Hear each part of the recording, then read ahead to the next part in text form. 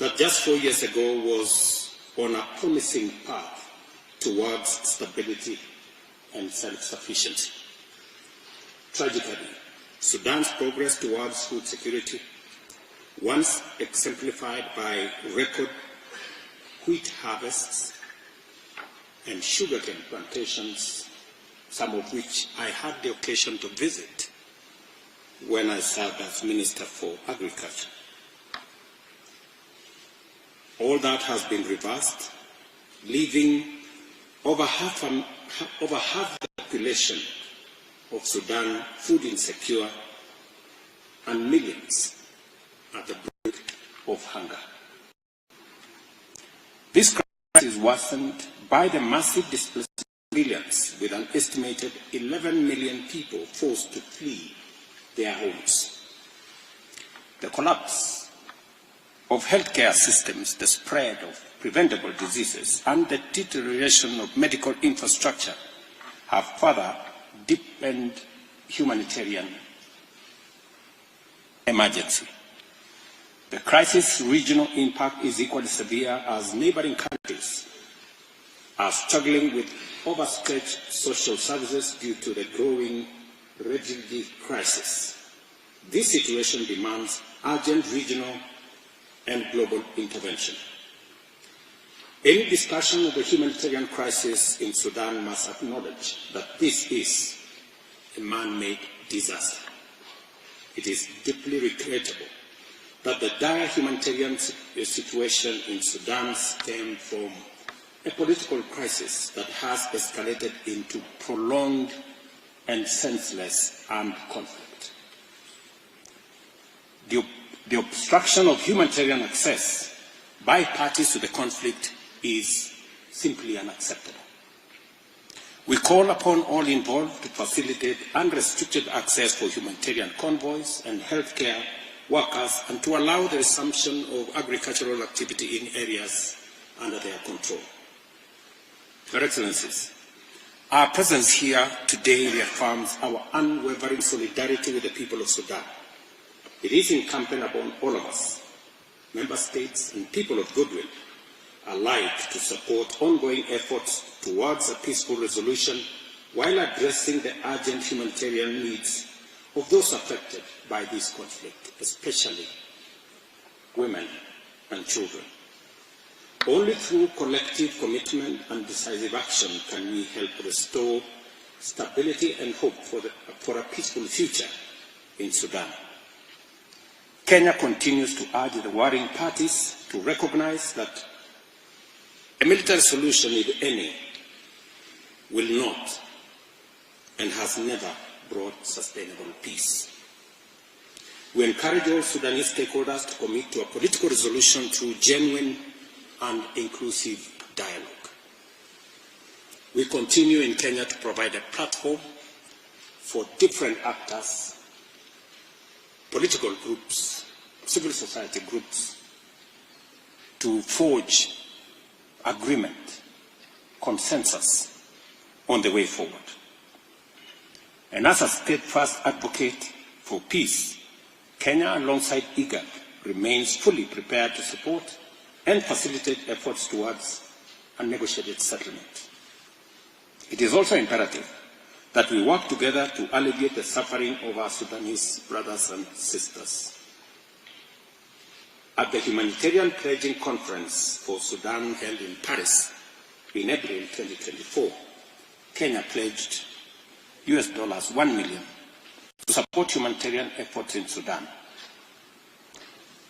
I am pleased to reaffirm that Kenya will fulfill this pledge with an additional $1 million to demonstrate our support for the Sudanese people. Finally, we urge all external actors supporting the warring parties to refrain from actions that further endanger the lives and future of the Sudanese people.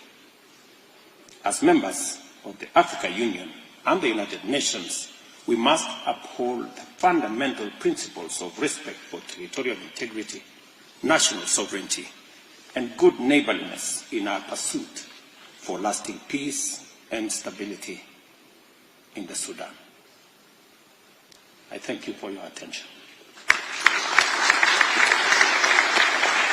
Thank you, Your Excellency, for your thoughtful remarks.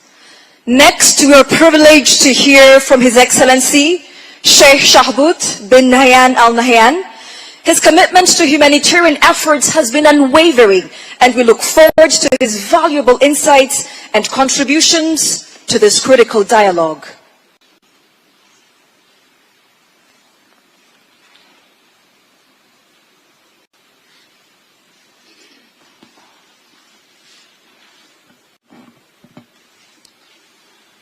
Your Excellency, Dr. Abiy Ahmed, Your Excellency, Dr. William Ruto, Your Excellency Antonio Guterres, Your Excellency Musa Faki, and Your Excellency Wokni.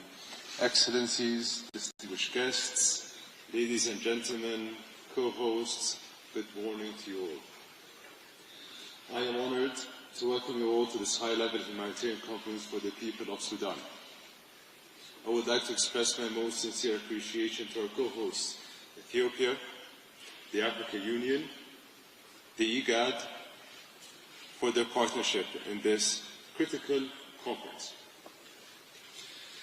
Your Excellency Abiy Ahmed, Prime Minister of the Federal Republic of Ethiopia, your leadership knows no bounds. Thank you for bringing us together.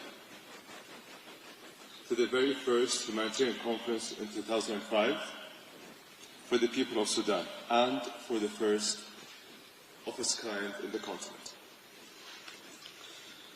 From here, many more platforms will be mobilized to address the dire situation in Sudan. President Ruto, thank you for your remarks. Excellencies, for nearly 2 years, we have witnessed one of the world's gravest humanitarian catastrophes unfold in Sudan.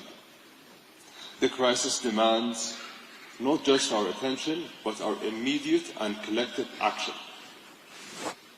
The presence of such a diverse audience this morning sends a very powerful message. The situation in Sudan must be addressed and will be addressed together. In 2 weeks, the Muslim world will welcome the blessed holy month of Ramadan. During this sacred time, all parties need to respect the sanctity of these days and accept a humanitarian pause. This would not only reflect the spirit of mercy and compassion that Ramadan embodies, but also provide a critical opportunity to ease the immense suffering of the Sudanese people, most of whom are women and children. This conference will ensure that humanitarian organizations have the resources to provide aid to the Sudanese people during this holy month.